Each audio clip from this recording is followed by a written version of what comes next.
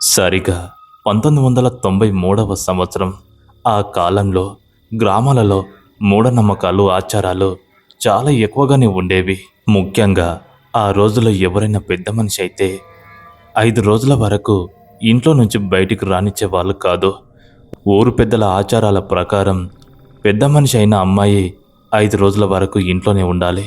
ఎందుకంటే బయటికి వస్తే చెడు ఆత్మలు, చెడు గాలులు రక్తాన్ని పీల్చడానికి సిద్ధంగా ఉంటాయి, ఆవహించడానికి సిద్ధంగా ఉంటాయి, మనిషిని ఎటు కాకుండా చేస్తాయని వాళ్ళ నమ్మకం. అందుకే ఆ రోజుల్లో పెద్ద మనిషి అయితే వాళ్ళకు తోడుగా ఎవరినో ఒకరిని పెట్టి వెళ్ళేవాళ్ళు. ఈరోజు ఇలాంటి కథ ఆధారంగా మీ ముందుకు ఒక మంచి భయంకరమైన స్టోరీతో వస్తున్నాను. ఈ స్టోరీ వింటున్నంతసేపు మీలో చాలా భయం పుడుతుంది. ఎక్కడ స్కిప్ చేయకుండా చివరిదాకా చూడడానికి ప్రయత్నించండి. నిజంగా చెప్తున్నా, చాలా భయంగా ఉంటుంది. ఆ ఊరు పేరు నిప్పుల గుంట. ఊర్లో అందరూ చాలా అన్యూనంగా ఉండేవాళ్ళు. ఆ ఊర్లో మూఢనమ్మకాలతో పాటు ఆచార సాంప్రదాయాలు కూడా ఎక్కువగా ఉండేవి. ఆ ఊరికి ఆనుకొని, అంటే ఆ ఊరు చివర రంగయ్య అనే ఒక రైతు ఇల్లు ఉంది. తనకు భార్య, ఒక కూతురు ఉంది. వాళ్ళ ముగ్గురు ఆ ఇంట్లో ఉంటారు. రంగయ్య కూతురు ఈ మధ్యలో పెద్ద మనిషి అయింది. పెద్ద మనిషి అయ్యి 2 రోజులు అవుతుంది. ఇంకా కూతురు ఒక్కతే ఉండడంతో రంగయ్య భార్య తనకు కావలగా ఉండేది. కొడుకు ఉన్నాడు కానీ పనిపైన వేరే రాష్ట్రంలో ఉన్నాడు. అలా పెద్ద మనిషి అయిన తర్వాత కూతురికి కాపలగా 2 రోజులు తన తల్లి ఉండడంతో అంత బాగానే ఉంది. కానీ వాళ్ళకంటూ కాస్త పొలం ఉంది. వాళ్ళు వెళ్ళి వ్యవసాయం చేయకపోతే వాళ్ళకు తినడానికి కూడా గింజలు రావు. అప్పుడు పంట చేతికొచ్చిన సమయం. ఆ ఊరంతా గాఢమైన ఎండలతోటి బగబగమంటుంది. ఊర్లో అందరూ ఉదయం అవుతే చాలు సద్ది కట్టుకొని పొలాల కాడికి వెళ్తారు. అందరూ ఎవరి పనులలో వాళ్ళు ఉంటారు. ఆ రోజుల్లో ఊరు వాళ్ళ నమ్మకం ప్రకారం అలా పెద్ద మనిషి అయిన అమ్మాయికి తోడుగా ఎవరినైనా ఒకరిని ఉంచాలి. లేకపోతే చాలా విపరీతమైన పరిణామాలు చోటు చేసుకుంటాయి. 2 రోజులు తల్లి తోడుగా ఉంది.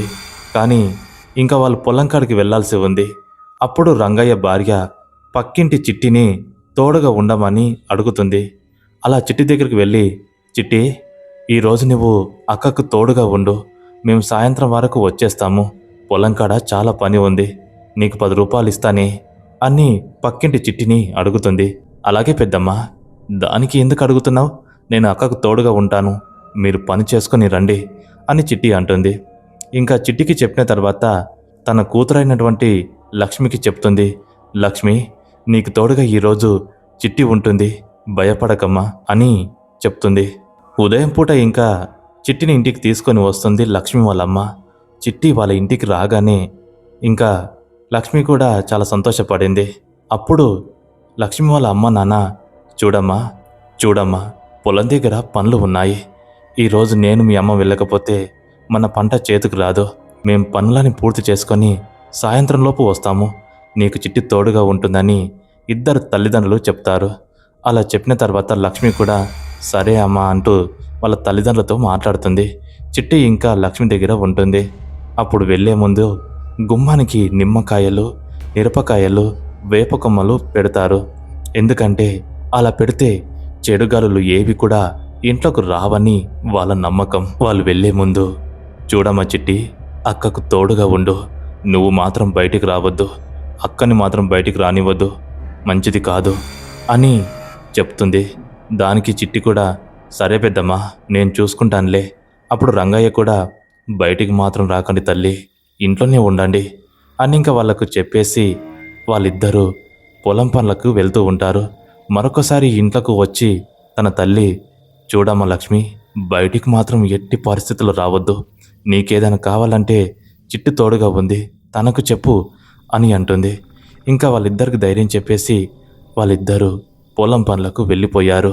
అలా కాసేపు గడిచిన తర్వాత చిట్టి వాళ్ళ తమ్ముడు కూడా వాళ్ళ అక్కను వెతుక్కుంటూ లక్ష్మి వాళ్ళ ఇంటికి వస్తాడు. తనకు ఒక 5 సంవత్సరాలు ఉంటాయి.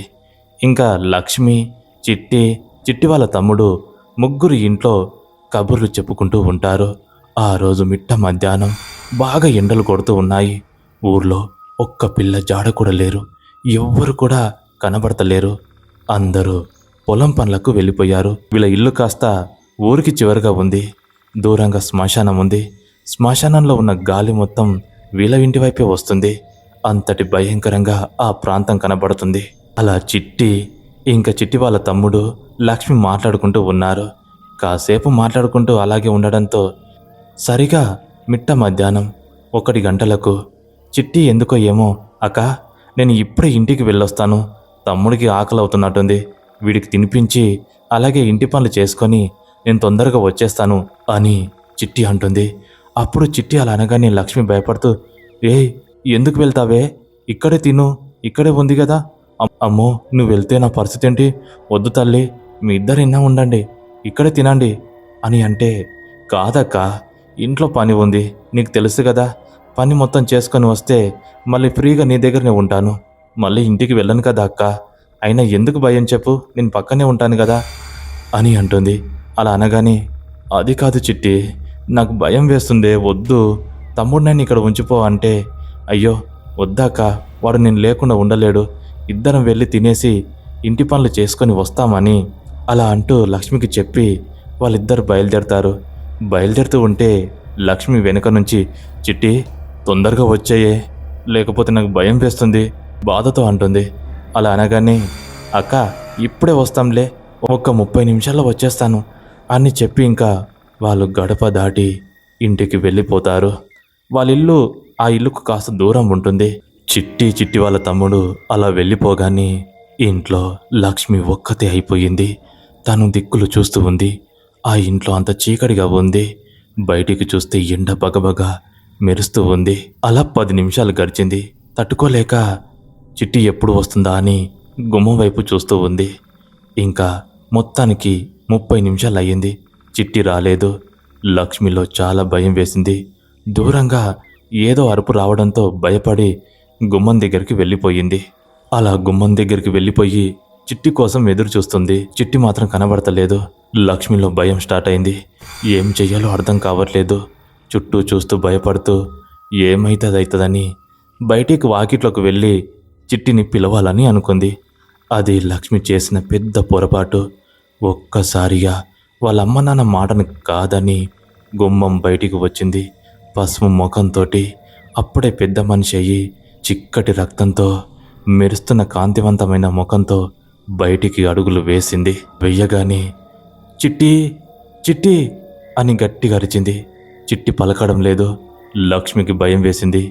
అప్పుడే దూరంగా ఉన్న శ్మశానాల నుంచి పెద్ద సుడిగాలి లక్ష్మి వాళ్ళ ఇంటి వైపు వచ్చింది. ఆ గాలి వస్తుంటే లక్ష్మికి భయం వేసింది. ఒక్కసారిగా ఆ గాలి లక్ష్మి ఇంటి ముందుకు వచ్చేసింది.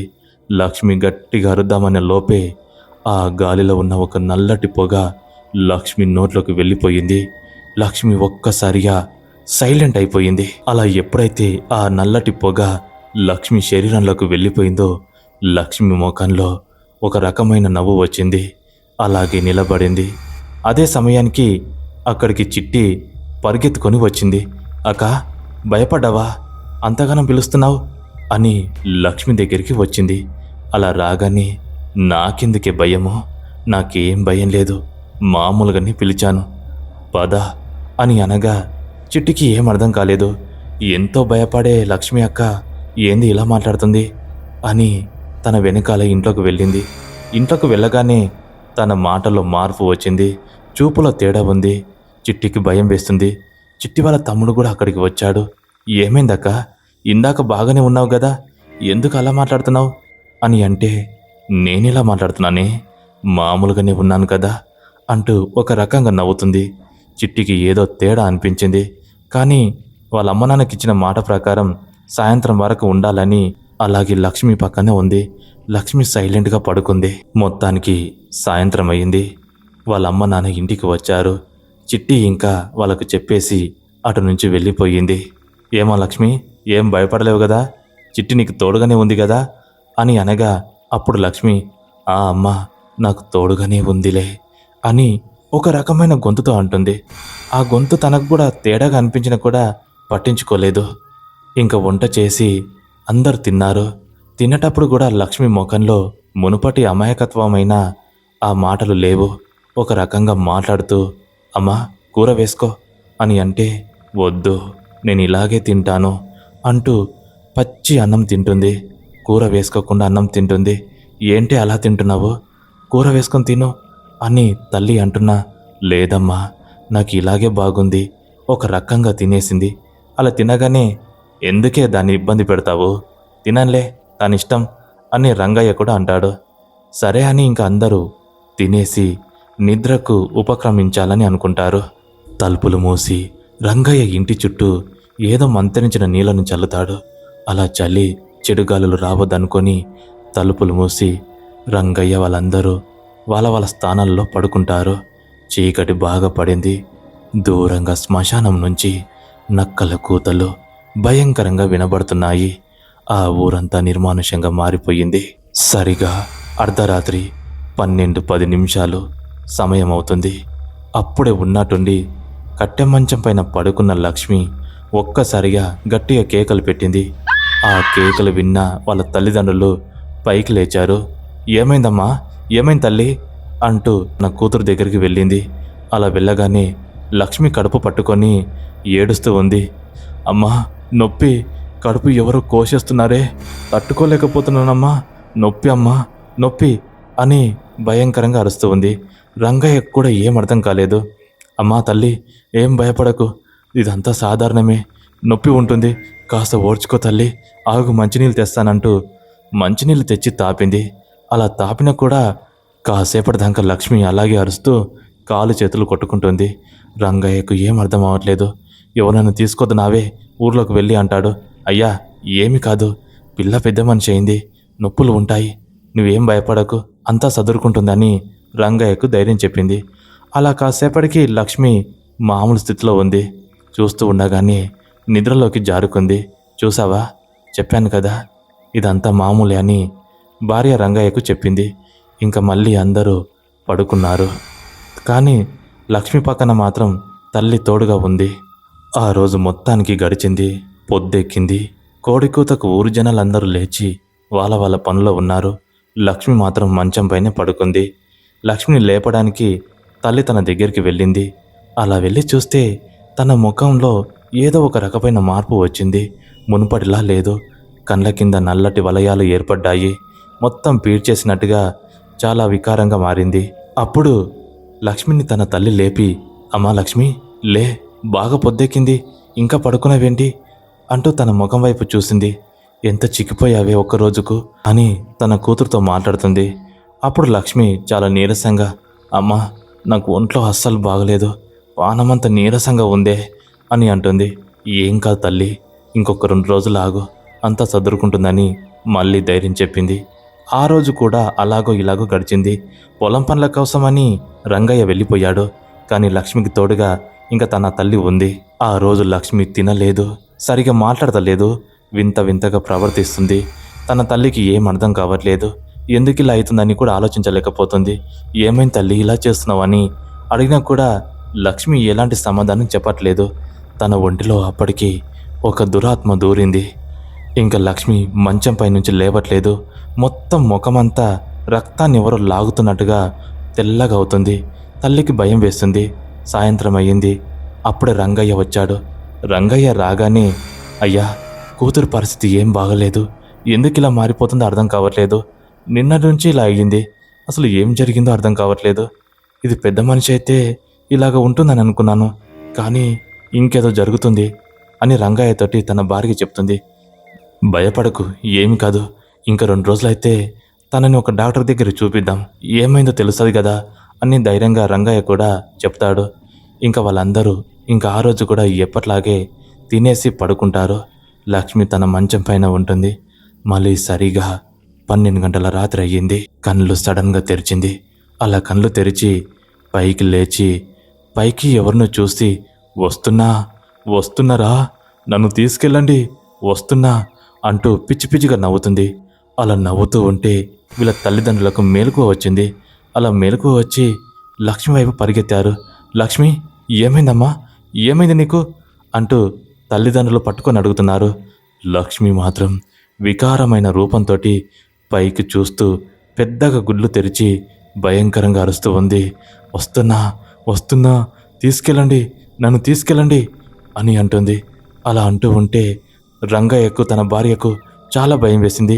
ఏమైంది నీకు, ఇలా అరుస్తున్నావేంటి అని అలా అరుస్తున్న తన లక్ష్మిని చెంపపైన ఒక్కటి కొట్టింది. అలా కొట్టగానే లక్ష్మి మామూలు స్థితికి వచ్చింది. ఏమైందమ్మా, ఎందుకు ఇలా అరుస్తున్నావు అని తల్లి అడగగా, అమ్మా నన్ను పిలుస్తున్నారే, నన్ను బయట ఎవరో పిలుస్తున్నారు, నేను వెళ్ళాలి, నా కోసమే ఉన్నారమ్మా అంటూ అంటుంది. ఏందే, ఏం మాట్లాడుతున్నావు, దయ్యం పట్టిందా ఏంది నీకు అని మళ్ళీ చెంపపైన కొడుతుంది. అలా కొట్టగానే ఆ అమ్మాయి వాళ్ళ వైపు చూసి ఒక రకంగా నవ్వుతుంది. అలా నవ్వుతూ ఉంటే వీళ్ళకేం అర్థం కాలేదు. ఏమైంది దీనికి, ఎందుకు ఇలా ప్రవర్తిస్తుంది అని రంగయ్య కూడా అంటాడు. ఎవ్వరికి అర్థం కావట్లేదు. దీనికి నిజంగానే పిచ్చి పట్టిందయ్యా, ఎందుకు ఇలా ప్రవర్తిస్తుంది, దీన్ని ఎలాగైనా సరే ఎల్లుండి డాక్టర్ దగ్గరికి వెళ్ళి చూపించాలి, లేకపోతే ఇది ఇలాగే ప్రవర్తిస్తుంది, మనిషి కూడా మొత్తం పీల్చుకుపోయిందయ్యా, నాకేదో భయంగా ఉంది అని తన భర్తతోటి ఆమె చెప్తూ ఉంది. భయపడకే, ఏమి కాదు, ఆ ఇంట్లో ఆంజనేయ స్వామి దగ్గర ఉన్న ఆ బొట్టును తెచ్చి లక్ష్మికి పెడతారు. పెట్టగానే లక్ష్మి మళ్ళా మామూలు స్థితిలో కింద పడిపోయి నిద్రపోతుంది. వాళ్ళకి ఏం అర్థం కాలేదు. ఆ రోజు వాళ్ళకి మొత్తం నిద్రనే రాలేదు. లక్ష్మిని చూస్తూ అలాగే ఉండిపోయారు. తెల్లవారింది. లక్ష్మి పరిస్థితి ఏం అర్థం కావట్లేదు. ఆ రోజు కూడా లక్ష్మిని లేపడానికి వెళ్తే లక్ష్మి ముఖం ఇంకా తెల్లగా మారిపోతుంది. ఒంట్లో చుక్క రక్తం కూడా లేదు. వాళ్ళకు చాలా భయం వేసింది. ఊర్లో ఎవరికైనా చెప్దామంటే అసలు ఏం జరిగిందో అర్థం కావట్లేదు. తెల్లవారుజాము ఇంకా రంగయ్య, చూడు, నువ్వు లక్ష్మికి తోడుగా ఉండు, రేపు ఒక్కరోజు అయితే మనం డాక్టర్ దగ్గర తీసుకెళ్దాం, అసలు తనకి ఏమవుతుందో అర్థం కావట్లేదు, మన కూతురు మనం కాపాడుకుందామని రంగయ్య చెప్పి పొలం కాడికి వెళ్ళిపోతాడు. ఆ రోజు కూడా సాయంత్రానికి ఇంటికి వస్తాడు. కానీ ఇంటికి రాగానే ఆ రోజు ఎందుకో ఏమో లక్ష్మి ప్రవర్తన చాలా మంచిగా ఉంది. మంచిగా మాట్లాడుతుంది. ముఖం కూడా చూడడానికి మామూలుగా మారింది. ఉన్నట్టుండి ఎప్పట్లాగా మాట్లాడుతుందని ఎంతో సంతోషపడతారు. అమ్మా, ఏమైంది, ఎందుకు అలా కంగారు పడుతున్నారు, నానా ఏమైంది అని అంటూ ఉంటే, ఏం కాలేదమ్మా, అంతా బాగానే ఉంది, నువ్వు పడుకో, ఏం కాలేదంటూ కూతురికి ధైర్యం చెప్తారు. ఆ రోజు కూడా ఎప్పట్లాగే రంగయ్య ఇంటి చుట్టూ ఏదో మంత్రించిన నీళ్లు చల్లి మళ్ళీ తలుపులు మూసి ఇంట్లో పడుకుంటారు. ఉన్నట్టుండి రంగయ్య భార్య బాగా మత్తులోకి వెళ్ళిపోతారు. బాగా నిద్రలో ఉంటారు. సరిగా 1 గంట సమయాన ఆ రోజు నిండు అమావాస్య. ఊరంతా గాఢ నిద్రలో ఉన్నారు.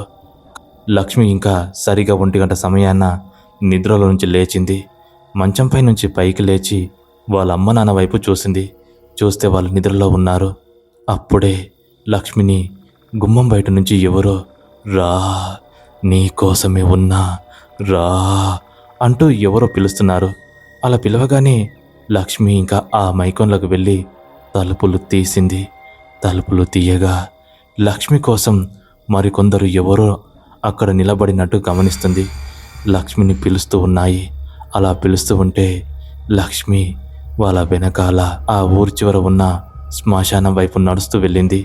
అలా శ్మశానం వైపు వెళ్ళి ఆ శ్మశానంలో ఒక బొంద పైన కూర్చొని ఏడుస్తూ ఉంది. అలా లక్ష్మి ఆ బొంద పైన కూర్చొని ఏడుస్తూ ఉంటే సరిగా 1 గంట సమయాన పొలంకాడికి ఏదో పని మీద సూరయ్య అని ఒక రైతు వెళ్ళాడు. అదే సమయాన ఆ శ్మశానం వైపు నుంచి వస్తూ ఉన్నాడు. అక్కడికి రాగానే అక్కడ కూర్చొని ఏడుస్తున్న లక్ష్మి ఏడుపులు తనకు వినబడ్డాయి. సూరయ్యకు ఒక్కసారిగా గుండె ఆగినంత పని అయిపోయింది. ఆ శ్మశానం వైపు నుంచి వస్తూ ఆ ఏడుపులు విన్న సూరయ్య అక్కడ ఒక చెట్టు చాటున నిలబడి శ్మశానం లోపలికి చూస్తాడు. అలా చూడగానే అక్కడ ఒక అమ్మాయి బొందపైన కూర్చొని సిగలాన్ని విరబోసుకొని ఏడుస్తూ కనబడలేక సూరయ్యకు కనబడింది. వెలుతుర్లో ఆ అమ్మాయి కాస్త స్పష్టంగా కనబడింది. అది ఎవరో కాదు, లక్ష్మి. సూరయ్యకు గుండె ఆగినంత పని అయింది. ఆ అమ్మాయి భయంకరంగా ఏడుస్తూ ఉంది. ఆ భయంలో తన దగ్గరికి వెళ్లకుండా ఊర్లోకి పరిగెత్తుకొని వస్తాడు. అలా వచ్చి ఆ రంగయ్య ఇంటి తలుపు కొడతాడు. తలుపు కొట్టగానే తలుపులు తీసిన రంగయ్య భార్య, ఏమైంది బావా, ఈ టైంలో వచ్చావేంది అని అనగా, రే, నీ కూతురు శ్మశానంలో కూర్చొని ఏడుస్తుందిరా, అసలు ఏం జరిగింది, ఇంత చీకట్ల శ్మశానంలో ఏం పనిరా దానికి అని అనగానే ఇంట్లో వాళ్ళు తిరిగి చూస్తారు. చూస్తే అక్కడ లక్ష్మి లేదు. అవును, లక్ష్మి లేదు, ఎక్కడికి వెళ్ళింది ఇది అని రంగయ్య అనగా, రేయ్ నీ కూతురు శ్మశానంలో ఉందిరా, ఏదో జరుగుతుంది, వెళ్దాం పదా అని అనగానే ఇంకా లక్ష్మి వాళ్ళ నాన్న, తల్లి, ఆ సూరయ్య ముగ్గురు కలిసి శ్మశానంలోకి వెళ్తారు. వెళ్ళగానే లక్ష్మి అక్కడ బొందపైన కూర్చొని ఏడుస్తూ ఉంది. దూరంగా వీళ్ళు గమనిస్తూ ఉంటే గుండె ఆగినంత పని అయిపోయింది. గజగజ వణుకుతున్నారు. రే ఏమైందిరా నీ కూతురికి అలా చేస్తుంది అని సూరయ్య అనగా, ఏమోరా 3 రోజుల నుంచి ఇలాగే ప్రవర్తిస్తుంది, ఏం అర్థం కావట్లేదు, డాక్టర్ దగ్గరికి చూపిద్దామని ఆగాము, కానీ ఇలా శ్మశానానికి ఎందుకు వచ్చింది అని దగ్గరికి వెళ్తారు. వెళ్ళి వెనుక నుంచి, అమ్మా లక్ష్మి ఇక్కడేం చేస్తున్నావు, అమ్మా లక్ష్మి ఇక్కడేం చేస్తున్నావే అంటూ తన తల్లి వెనుక నుంచి భుజం పైన చెయ్యి వేసింది. లక్ష్మి ఒక్కసారిగా వెనుకకు తిరిగి గట్టిగా అరిచింది. అలా అరవగానే వాళ్ళు దూరం పడిపోయారు. తన ముఖం మామూలుగా లేదు, అందవికారంగా ఉంది. తన ముఖంలో వేరే ఎవరో ఉన్నారు. వాళ్ళందరూ భయపడ్డారు. కానీ అప్పుడే రంగయ్య ధైర్యం చేసి లక్ష్మి జుట్టును పట్టుకొని గట్టిగా కొట్టాడు. కొట్టగానే తన రూపం మామూలు స్థితికి వచ్చింది. స్పృహ తప్పి కింద పడిపోయింది. అలా పడిపోగానే కూతురుని తీసుకొని ఇంటికి వచ్చారు. అప్పుడు సూరయ్యకు రంగయ్య జరిగిందంతా చెప్పాడు. రేయ్ ఇన్ని రోజులు ఏం చేసావురా నువ్వు, ఆ అమ్మాయి ఒంట్లో ఏదో చెడుగాలి ఉంది, దానికి ఏదో అయ్యిందిరా, నాకు తెలిసి దయ్యం పట్టింది, ఇప్పుడు మనం జాగ్రత్త పడకపోతే లక్ష్మి పరిస్థితి ఏమవుతుందో ఏమో అని అనగా వీళ్ళు కూడా అప్పుడు భయపడి, అసలు మాకేం అర్థం కావట్లేదురా, ఏం చేయాలో అర్థం కావట్లేదు అని ఏడుస్తూ ఉన్నారు. రేయ్ ఏడవకు, పొద్దుగల పక్క ఊరికి వెళ్ళి రామయ్య సిద్ధాంతిని తీసుకొని వద్దాం, ఆ రామయ్య సిద్ధాంతి అయితేనే దీనికి పరిష్కారం చెప్పగలరు అని చెప్పగానే ఆ రోజు లక్ష్మికి కాపలగా ఉన్నారు. ఉదయం పూట సూరయ్య ఇంకా రంగయ్య ఇద్దరు కలిసి ఆ రామయ్య సిద్ధాంతి దగ్గరికి వెళ్ళారు. వెళ్ళి తనని తీసుకొని వచ్చారు. తీసుకొని ఇంటి ముందుకు రాగానే ఆ రామయ్య సిద్ధాంతి కాలు చేతులు ఒక్కసారిగా షివరింగ్ అయిపోయాయి. ఆ ఇంట్లో ఉన్నది మామూలు ఆత్మ కాదు, ప్రేతాత్మ. రామయ్య సిద్ధాంతి ఎంత పని జరిగింది, చాలా ఘోరం జరిగింది అని లోపలికి వెళ్ళి లక్ష్మి ముందు కూర్చుంటాడు. తన పైన చెయ్యి వేసి అంతా చూసి అంత గ్రహిస్తాడు. చాలా పెద్ద పొరపాటు జరిగింది. ఈ అమ్మాయి ఒంటరిగా ఇల్లు దాటి బయటికి వచ్చింది, అందుకే తన శరీరంలోకి దయ్యం ప్రవేశించింది. అది రక్తదాహం కోసం, రక్తవాసన కోసం పసిగట్టిన ఆత్మ. ఇప్పుడు నీ కూతురు పెద్ద మనిషి అయింది, దానికి నీ కూతురు రక్తం కావాలి, అది వదలదు. తనని చంపకుండా, రక్తాన్ని మొత్తం పీల్చుకోకుండా వెళ్ళిపోదు, లక్ష్మి ప్రాణాలను తీసుకొని వెళ్తుంది అని ఆ సిద్ధాంతి చెప్పాడు. అప్పుడే గుండెలు బద్దలయ్యేలా వాళ్ళు చాలా ఏడుస్తారు. స్వామి నా కూతుర్ని ఎలాగైనా కాపాడు, నీ కాలు మోగుతాం, నీ కాలు పట్టుకుంటామని ఏడుస్తుంటారు. అప్పుడు రామయ్య సిద్ధాంతి, భయపడకండి, మీరు ఎవ్వరు భయపడకండి, రేపు సరిగా అర్ధరాత్రి పూట మీ ఇంటి ముందల ఒక హోమం చెయ్యాలి. ఆ హోమం చేసి లక్ష్మిని ఆ హోమం ముందు కూర్చోబెట్టి మంత్రోచ్చారణతోటి ఆ దయ్యాన్ని తన శరీరంలో నుంచి బయటికి తీసుకురావచ్చు. చాలా శ్రద్ధగా హోమం చేయాలి అని అంటాడు. ఇంకా సిద్ధాంతి ఆ హోమం చెయ్యాలని అనగానే వాళ్ళు కూడా ఒప్పుకుంటారు. సూరయ్య కూడా, అయ్యా ఎలాగైనా అమ్మాయిని కాపాడండి, వాళ్ళకు ఒక్కగానొక కూతురు, తను లేకపోతే వాళ్ళు ఏమైపోతారు అని సూరయ్య కూడా అనగా, మీరేం భయపడకండి, రేపు అర్ధరాత్రి సరిగా 12 గంటల సమయాన హోమం నిర్వహించాలి. ఆ ఆత్మని కట్టడి చేసి తన శరీరం నుంచి బయటకు తీసుకురావాలి అని చెప్పేసి వెళ్ళిపోతాడు. ఇంకా ఆ హోమంకి కావలసిన అన్ని ఆ సామాన్లు వాళ్ళు తెస్తారు. ఇంకా సిద్ధాంతి వెళ్ళిపోయిన తర్వాత ఆ రోజు సూరయ్య, రంగయ్య, తన భార్య ఇంకా ముగ్గురు లక్ష్మికి కాపలుగా ఉంటారు. కొంతమంది ఊరు వాళ్ళు కూడా అక్కడికి వస్తారు. అప్పుడే ఆ నిజాన్ని తెలుసుకుంటారు. ఆ రోజు సిద్ధాంతి వెళ్ళిపోయిన తర్వాత లక్ష్మిలో విపరీతమైన మార్పులు వచ్చాయి. గట్టిగా అరుస్తూ ఉంది, సిగలాన్ని విరబోస్తుంది, దూలాలు ఎక్కి పాకుతుంది, వాళ్ళందరిని భయపెట్టిస్తుంది. తన రూపంలో వేరే మనిషి రూపం కనబడుతుంది. అందరూ భయపడుతున్నారు. ఇంకా లక్ష్మిని అందరూ కలిసి గొలుసులతో కట్టేశారు. అలా కట్టేసి అక్కడే కూర్చోబెట్టారు. ఇంకా సాయంత్రం అయ్యింది. సిద్ధాంతి ఇంకా వచ్చే సమయం అయింది. అప్పుడే ఇంటి ముందల హోమం నిర్వహించారు. సిద్ధాంతి మొత్తానికి అక్కడికి చేరుకున్నాడు. ఇంకా గొలుసుతో కట్టేసిన లక్ష్మిని ఆ హోమం ముందు కూర్చోపెట్టారు. సిద్ధాంతి హోమంలో నిప్పులు వేసి మంత్రాలు చదువుతూ ఉన్నాడు. అమ్మాయిని హోమం ముందు కూర్చోబెట్టారు. చుట్టుపక్కల జనాలు నిలబడ్డారు. మంత్రాలు చదువుతూ ఉంటే దూరంగా పెద్దగా అరుపులు వినబడుతూ ఉన్నాయి. శ్మశానంలో కేకలు వస్తున్నాయి. గాలి కూడా వస్తుంది. లక్ష్మి మాత్రం నవ్వుతూ ఉంది. అలా నవ్వుతూ ఉంటే సిద్ధాంతి ఇంకా మంత్రాలు చదువుతూ ఉన్నాడు. ఆ మంత్రోచ్చరణ చాలా భయంకరంగా మారింది. ఆ మంత్రాల దాటికి లక్ష్మిలో మార్పులు వస్తున్నాయి. ఆపరా, ఆపు, మంత్రాలు ఆపు, లేదా చచ్చిపోతావు అంటూ బిగ్గరగా అరుస్తుంది. అలా అరిచి ఒక్కసారిగా గొలుసులు తెంచేసింది. అలా గొలుసులు తెంచేయగానే ఆ సిద్ధాంతి పైన దాడి చేయాలని చూసింది. ఇప్పుడు పూర్తిగా అది ఒక దయ్యంలా మారిపోయింది. సిద్ధాంతి మాత్రం భయపడకుండా తన దగ్గర ఉన్న ఆ నీళ్ళని తీసుకొని తన పైన కొడతాడు. కొట్టగానే అది తన స్థానానికి వెళ్ళి కూర్చుంటుంది. ఎక్కడికి కదలకుండా ఊరి జనాలందరూ వచ్చి తనను పట్టుకుంటారు. దాని రూపాన్ని చూసి వాళ్ళు భయపడుతున్నా కూడా సిద్ధాంతి చెప్పినట్టుగా దాన్ని గట్టిగా పట్టుకున్నారు. ఇంకా సిద్ధాంతి భయంకరంగా మంత్రోచ్చారణ చేస్తూ ఉన్నాడు. ఆ మంత్రాల దాటికి తన లోపల ఉన్న ఆ ఆత్మ భయంకరంగా బయటికి వస్తూ అరుస్తూ ఉంది. అప్పుడే చివరిగా త్రిశూలాన్ని అక్కడ కూర్చి దానికి ఒక నిమ్మకాయ మంత్రించి దానిపైన కూర్చుతాడు. ఇంకొక నిమ్మకాయని ఆ అమ్మాయి చుట్టూ తిప్పి ఆ ఓమంలో వేస్తాడు. అలా ఓమంలో వేయగానే ఆ నిమ్మకాయ పెద్ద శబ్దం చేసి పగిలిపోతుంది. పగిలిపోగానే ఒక్కసారిగా ఆ అమ్మాయిలో ఉన్న ఆ భయంకరమైన చెడు ఆత్మ బయటికి వస్తూ ఉంది. అది ఒక నల్లటి పొగ రూపంలో వచ్చింది. సిద్ధాంతి ఒక చెంబు తీసుకొని ఆ చెంబులో ఆ ఆత్మని బంధిస్తాడు. బందీయగానే మరొక 2 నిమ్మకాయలు ఆ అమ్మాయి చుట్టూ తిప్పి ఆ ఓమంలో వేస్తాడు. అంతా ప్రశాంతంగా మారిపోతుంది. లక్ష్మి యథాస్థితికి వచ్చింది. ఇంకా ఆ రామయ్య సిద్ధాంతి ఆ ఆత్మని బంధించి దూరంగా శ్మశానంలో గుంత తవ్వి పూడ్చిపెడతాడు. ఇంకా లక్ష్మి వాళ్ళ అమ్మ నాన్న సిద్ధాంతి కాళ్ళు పట్టుకుంటారు. చాలా ఎమోషనల్ అవుతారు. తన కూతురు ప్రాణాలు కాపాడిన అతనికి కృతజ్ఞతలు చెప్పుకుంటారు. ఆ రోజు ఇంకా ఆ సిద్ధాంతి కూడా వాళ్ళ ఇల్లు చుట్టూ కొన్ని మంత్రించిన నిమ్మకాయలు పూడ్చిపెడతాడు. ఇంకా ఆ ఇంటికి ఎలాంటి చెడు గాలి తగలకూడదని కొన్ని మంత్రించిన దండలు కూడా కడతాడు. అలా మొత్తానికి ఆ రోజు గడిచింది. లక్ష్మి ప్రాణాలతోటైతే బయటపడింది. కానీ తను మంచిగా కోలుకోవడానికి ఒక 3 నెలల సమయం పట్టింది. అంతా సిద్ధాంతి దయవలనే. ఆ రోజు నుంచి ఆ ఊర్లో ఎవరైనా పెద్ద మనిషి అయితే వాళ్ళకు ఖచ్చితంగా ఎవరినో ఒకరిని కాపలా పెట్టేవాళ్ళు. ఎందుకంటే ఆ ఆచారాలు దాటుకొని ఎవరైనా బయటికి వస్తే ఇలాంటి దయ్యాలు వాళ్ళని పట్టుకోవడానికి సిద్ధంగా ఉంటాయి. పెద్ద మనిషి అయిన వాళ్ళు చాలా జాగ్రత్తగా ఉండేవాళ్ళు ఆ రోజుల్లో.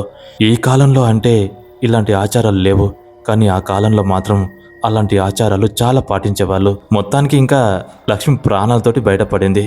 వాళ్ళ అమ్మ నాన్న సంతోషంగా ఉన్నారు.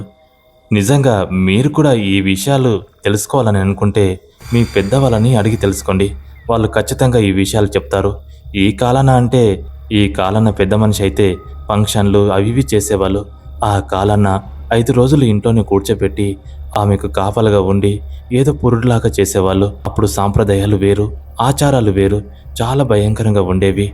మరి ఈ స్టోరీ కూడా మీకు ఎంతగానో నచ్చిందని మనస్ఫూర్తిగా కోరుకుంటున్నాను. ఇలాంటి అద్భుతమైన స్టోరీతో నేను మళ్ళీ మీ ముందుకు వస్తాను. అంతవరకు సెలవు. జై హింద్.